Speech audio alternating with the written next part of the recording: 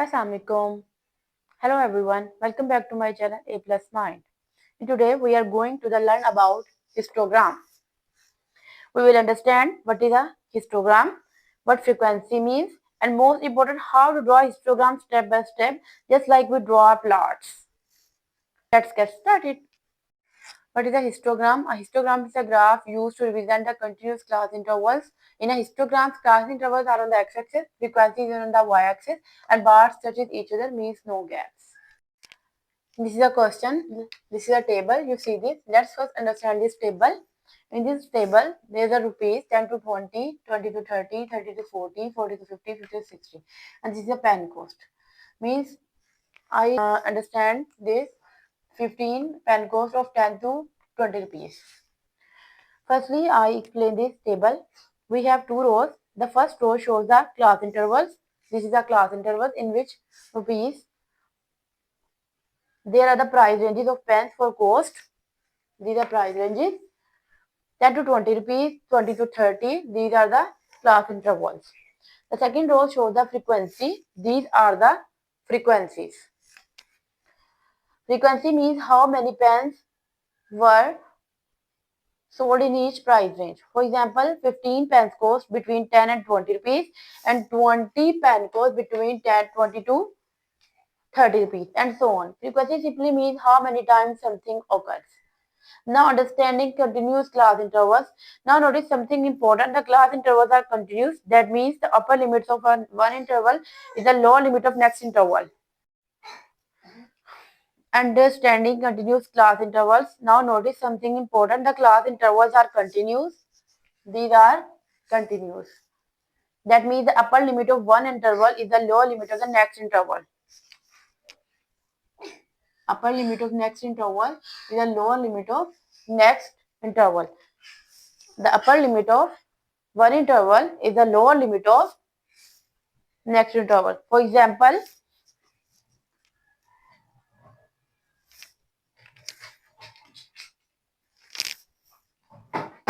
n smaller than and equals to price 20. Okay, and 20 price smaller than and equals to price 30. 20 is not included in the first group, but 20 included in the second group. So here is 30 is not included in the second group, but 30 included in the third group. Here is the 40 is not included in the third group, 40 included in the fourth group. It's just like this. Now I will explain the histogram step by step. Firstly, I draw the on x-axis. This is on my x-axis. This is my y-axis. These are x-axis 10 to 20, 20 to 30, 30 to 40, 40 to 50, 50 to 60. These are class intervals. And y-axis, on y-axis, these are frequencies. These are pen cost. So in the 10 to 20, there will be 15. There will be 15. So I attach on them. 15. Okay. Then there is a 20 to 30, 20. It's a 20. Okay. Then at 30 to 40, 40.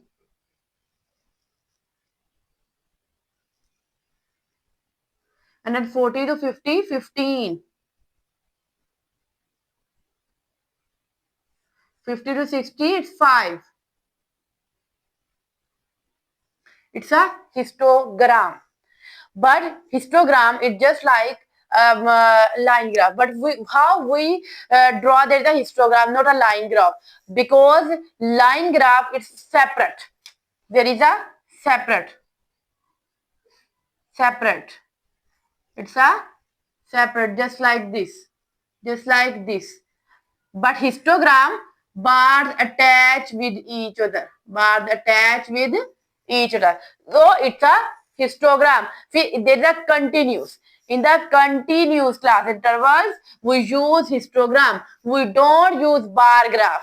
We don't use bar graph. Our bar graph is just like this. There is a difference between them. these bars. But in the histogram, there is no difference because they're continuous class intervals. Till now we use bar graphs, but bar graphs are used for separate categories like apples, banana, oranges, or if we use pens, red pen, green pen, orange pen. Here we don't have categories. We have continuous class intervals. So instead of for bar graph, we use histograms. Histogram is a graph used to represent continuous class intervals.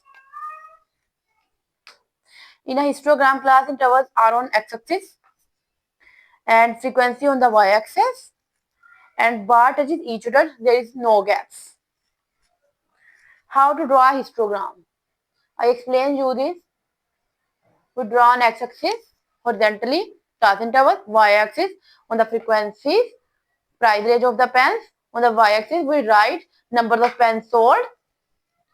In the steps 3, choose a suitable scale. Look at the frequency value. They range from 5 to 30. So, good scale is 1 centimeter is equal to 5 pens. So, you can understand this. 1 centimeter is equal to 5 pens. Now, mark on the y-axis 5, 10, 15, 20, 25, 30, 35, 40. Step 4, mark class intervals on x-axis. Write the class intervals 10 to 20, 20 to 30, 30 to 40, 40 to 50 and 50 to 60. Make sure they are equal in width. Now, in the step 5, we draw the bar graphs. Now, we draw the bars according to the frequencies 10 to 20, 15, frequency 15, draw a bar up to 15. Now for 20 to 30, frequency 20, we draw a bar graph up to 20. Continue the same process for all intervals. There should be no gaps between the bars because the data is continuous. Data is continuous. Now I will again revise this. Bar graph used for categories, gaps between the bars. But histogram used for class intervals, no gaps between the bars. Frequency polygon. Now you understand the frequency polygon. Now here is something interesting. Sometimes instead of drawing the full histogram, we remove the bars and join the midpoints of each bar just like this. I will show you. Just like this. 15 has 20, 20 to 30, 30 to 40. There is a 40. And 40 to 50, there is a 15. There is a 15. And 56, there is a 5.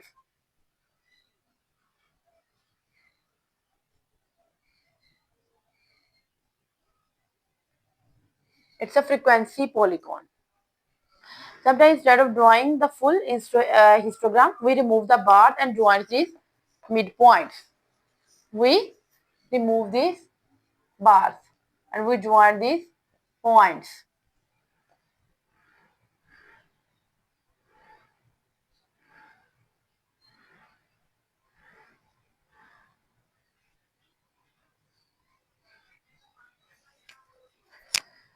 This shape is called frequency polygon. Frequency shows the numbers of values and polygons many side shapes. A frequency polygon also shows the distribution of data. From this histogram, we can easily see the price range 40 to 50 has 15 and 30 to 40 has 40. Means 30 to 40 has highest frequency. Most pens were sold in this range. The data is not evenly distributed, just like a line plot. Histogram helps us understand the distribution of data. If you watch the complete video of line plots and bar graph and you want to understand these line plots and bar graphs, you can see my video, which I show the link in my description. Let's summarize. Histograms are used for continuous data. Class intervals are on the x-axis and frequencies goes on y-axis. Bars touch each other. These bars touch each other. Choose a proper scale. Continuous intervals share boundaries. That's all for today. If you find this video helpful, like the video, subscribe to A Plus Mind, share with your friends. Thank you.